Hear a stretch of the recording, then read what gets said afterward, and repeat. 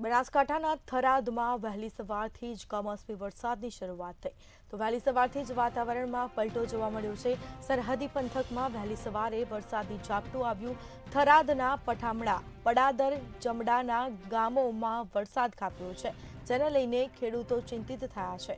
વરસાદને પગલે ખેડૂતોના જીવ અદ્ધર થયા। ગાજવીજ સાથે વરસાદી માહોલ સર્જાયો। જીરું, રાયડું, ઈસબગુલ સહિતના પાકોને મોટું નુકસાન થવા પામશે। તો હવામાન વિભાગ દ્વારા આગાહી કરવામાં આવી છે કમોસમી વરસાદની। બનાસકાંઠાના થરાદમાં વહેલી સવારે કમોસમી વરસાદી ઝાપટું આવ્યું હતું અને જેના કારણે ખેડૂતોના જીવ અદ્ધર થયા। ખેડૂતોના પાકને નુકસાન થવા પામશે।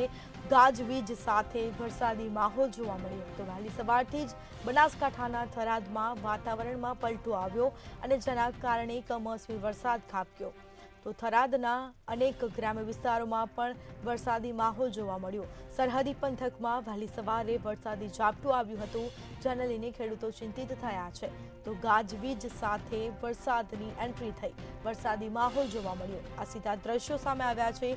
બનાસકાંઠાના થરાદમાં વહેલી સવારથી જ વાતાવરણમાં પલટો જોવા મળ્યો।